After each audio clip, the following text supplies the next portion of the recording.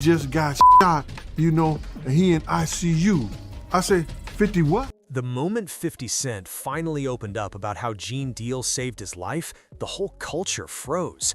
Like, hold up, why are we only hearing this now? Because this wasn't some tiny scare. This wasn't a quick warning or a casual be careful. This was a moment that could have flipped hip-hop upside down. One wrong step, one wrong second, one wrong corner, and the world could have lost 50 before he ever became the force he is today. And according to 50, the only reason he's even here is because Gene Deal stepped in at the exact right moment and made a call no one else had the guts to make. When 50 told it, you could feel it. This was personal, this was real, and this was something he'd been carrying for years. And they are now where? Oh, the guy who actually shot me is dead. And the guy who paid him got life in jail. Got life in jail. To understand why this moment hit so hard, you gotta look at the era. 50 Cent wasn't just another new rapper trying to break through.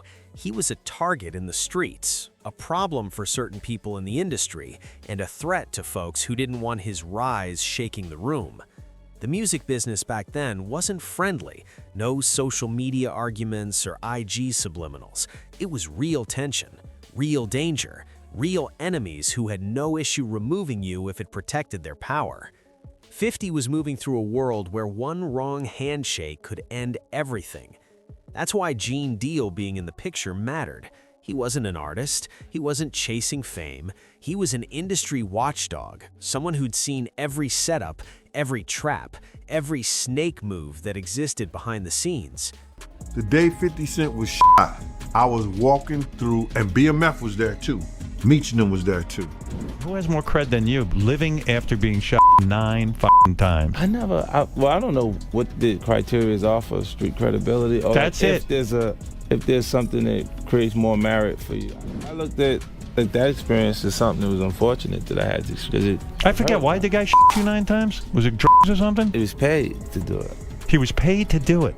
So when Gene Deal pulled 50 aside, when he gave him that warning, when he broke down exactly what was happening behind closed doors, it wasn't paranoia, it wasn't guessing. It came from someone with knowledge, experience, and a history of watching what happens to artists who ignore the signs. Gene knew who was plotting, he knew why, and he knew 50 was in danger in a way 50 hadn't fully realized. This wasn't about beef from music, this was survival. 50 said Gene didn't sugarcoat a thing. He told him straight up, certain people weren't just talking, they were moving. Folks smiling in his face were planning something entirely different outside those rooms. There was a whole strategy forming to take him out before he blew up.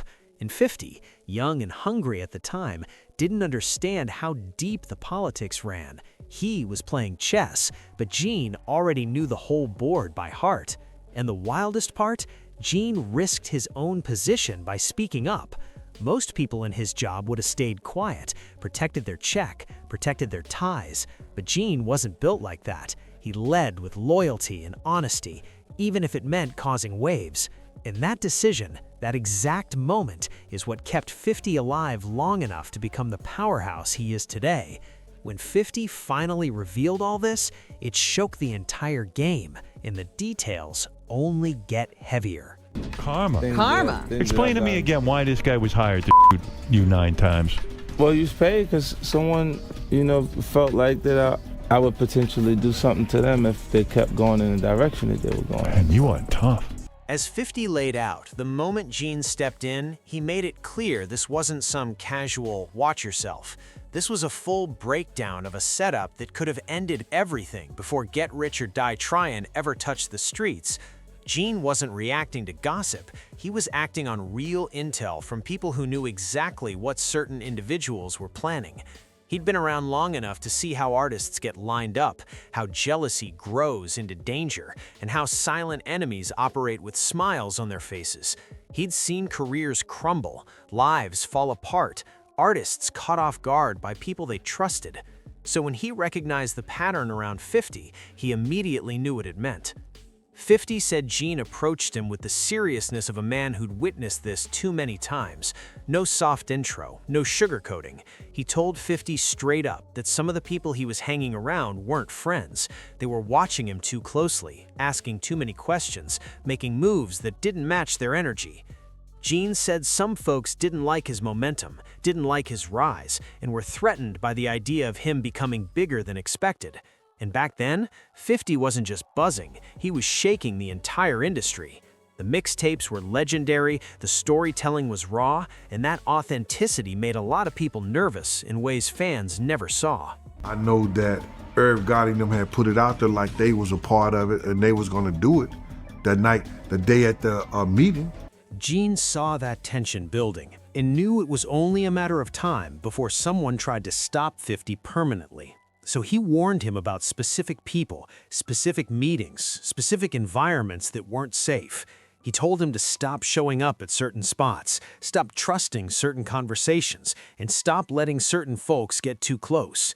Gene wasn't speaking from fear, he was speaking from experience. He had watched the industry reward silence and punish truth, so by speaking up, he was risking everything.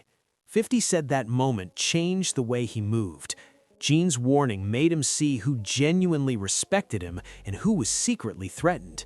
He stopped going to certain studios, he stepped back from certain deals, he cut off people who smiled in his face but whispered behind his back.